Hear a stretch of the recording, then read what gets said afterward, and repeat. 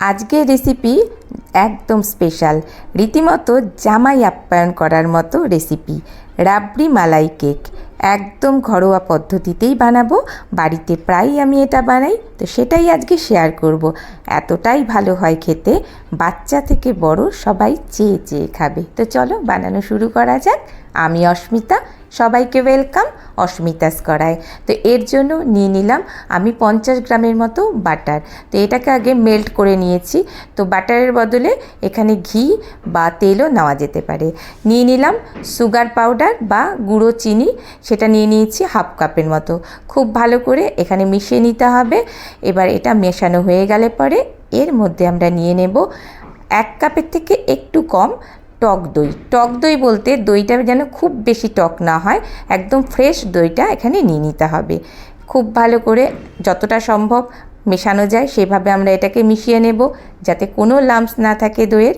এবার এটা মেশানো হয়ে গেলে পরে এটাকে আপাতত এখানে সরিয়ে রেখে ড্রাই জিনিসগুলো আমরা একসাথে মিশিয়ে নেব।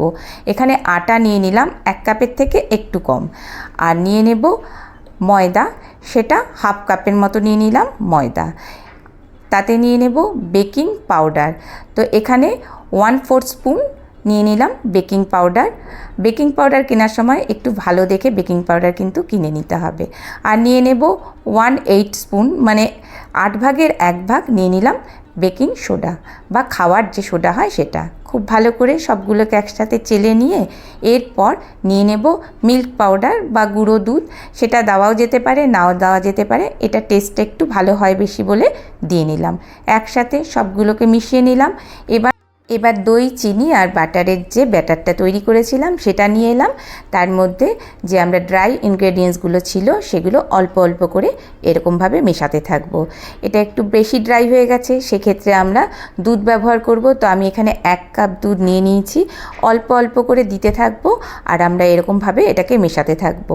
দুধের পরিমাণটা এখানে বলা যাবে না, এটা বুঝে এই ব্যাটারটাকে তৈরি করে নিতে হবে। একদম এরকম স্মুথ একটা ব্যাটার আমাদের তৈরি করে নিতে হবে, আর এর কনসিস্টেন্সিটাও ঠিক এরকমই হবে। এই ব্যাটারটা কিন্তু খুব ভালো মতো যেমন আমরা কেক বানাই ঠিক ওরকমভাবেই এটা তৈরি করে নিতে হবে। এখানে যেহেতু এটা মালাই কেক না, তো কেকটা আমাদের আগে এখানে তৈরি করে নিতে হবে। তো একটা এরকম নিয়ে নেব, যে কোনো বাটি নেওয়া যেতে পারে। তো আমি এখানে হিট প্রুফ একটা বাটি নিয়ে নিয়েছি। টিফিন বক্স যে বাড়িতে থাকে স্টিলের, সেটাতেও এটা করা যেতে পারে। একটু ভালো করে ঘিটাকে মাখিয়ে নেব যাতে খুব ভালো করে এটা তোলা যায় সহজে। তো এরপর একটা এরকম বাটার পেপার ওপর দিয়ে দেবো। বাটার পেপার না থাকলে পরে ব্রাউন পেপার বা তাছাড়াও এমনিও এটা বসানো যেতে পারে। তো আরও একটু ঘি ব্রাশ করে দিলাম। তো এটা রেডি হয়ে গেল। এবারে যে ব্যাটারটা আমরা রেডি করে রেখেছিলাম না, সেই ব্যাটারটাকে এই সময় এর মধ্যে দিয়ে দেব। দিয়ে এবারে এটাকে কয়েকবার এরকমভাবে ট্যাপ ট্যাপ করে নেব, যেমন আমরা কেকের ক্ষেত্রে ট্যাপ ট্যাপ করি।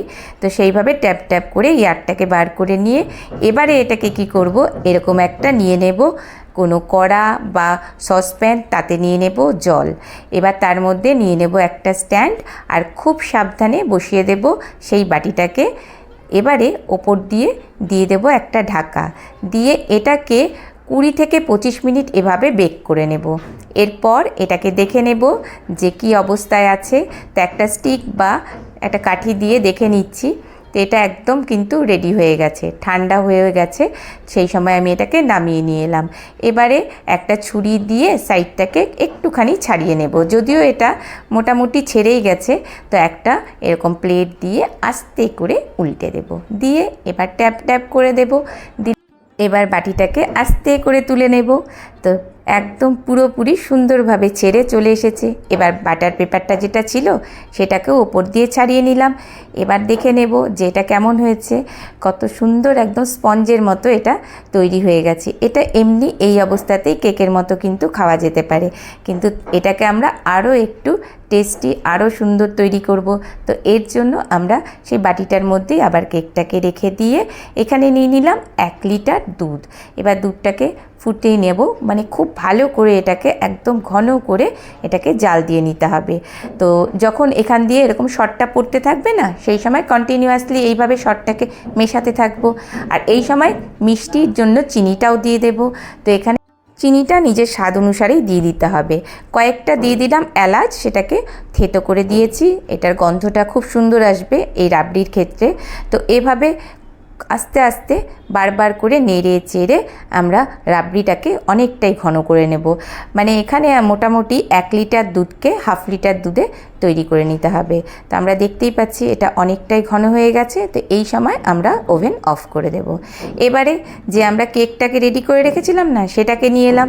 এবারে এর মধ্যে এরকম কোনো স্টিক দিয়ে কন্টিনিউয়াসলি এখানে অনেকগুলো এরকম ছিদ্র করে নেব বা ছোট ছোট করে ফুটো করে নেব। যখন আমরা এই রাবড়িটা এর মধ্যে দেব না, যাতে খুব সহজে সেটা ঢুকে যায়। তো আমরা রাবড়িটাকে এনেছি, রাবড়িটা এখন বেশ গরম অবস্থায় আছে আর কেকটা ঠান্ডা অবস্থায়। সেই অবস্থাতেই কিন্তু আমরা এটা দেব, তাহলে খুব সহজে কেকের ভেতরে অ্যাবজর্ব করে নেবে এই রাবড়ি বা এই ক্ষীরটাকে। তো এইভাবে একদম যতটা সম্ভব ক্ষীর বা রাবড়িটা দেওয়া যায় ততটা সম্ভব আমরা এটা এর মধ্যে দিয়ে দেব। ওপর দিয়ে ড্রাই ফ্রুটস দিয়ে দেব। তো আমি এখানে কিশমিশ, বাদাম আর কিছুটা পেস্তা উপর দিয়ে ছড়িয়ে দিচ্ছি। সেটা যে যার যেমন দিতে চাও তেমন দিতে পারো, বা চাইলে পরে শুধু কিশমিশ দিয়েও করা যেতে পারে, সেটাও খেতে খুবই ভালো লাগে। তো আমি এখানে আমার কাছে একটু জাফরান ছিল, তো ওপর দিয়ে জাফরান দিয়ে দিচ্ছি। সেটার গন্ধটা যেমন ভালো হবে আর টেস্টটা অবশ্যই আরও একটু বেড়ে যাবে। এবার এটাকে আমরা কিছুক্ষণের জন্য ফ্রিজে রেখে দেব। তো এখানে মোটামুটি 2 ঘন্টা পর আমি এটা ফ্রিজ থেকে এনেছি। একটু ফ্রিজে রাখলে এটা খুব ভালো মতো সেটও যেমন হয়ে যায়, আর এই ডেজার্টটা একটু ঠান্ডা ঠান্ডা খেতেই ভালো লাগে। এবারে আমি এটাকে ভেতর থেকে একটুখানি করে এরকমভাবে কেটে নেব, পিস পিস করে নেব। পিসটা যে যেরকমভাবে কাটতে চাও সেভাবে কাটতে পারো। তো একদম স্মুথ, খুব সুন্দর নরমভাবে কিন্তু এটা একদম তৈরি হয়ে গেছে। আর এটা ভীষণ ভালো লাগে, যেহেতু পুরোপুরি এরকম ক্ষীর বা রাবড়িটা ভেতরে ঢুকে যায় না, সেই জন্য এর টেস্টটা এতটাই ভালো হয়। তো যাকে খাওয়াবে সেই কিন্তু প্রশংসা করবে। আর তোমাদের আমার এই রেসিপিটি কেমন লাগলো সেটা জানাতে পারো। যদি ভালো লাগে তাহলে একটা লাইক দিতে ভুলো না, আর আমার চ্যানেলটিকেও সাবস্ক্রাইব করে রেখো। তো এরকমভাবে প্লেটে আমরা সার্ভ করে দেব।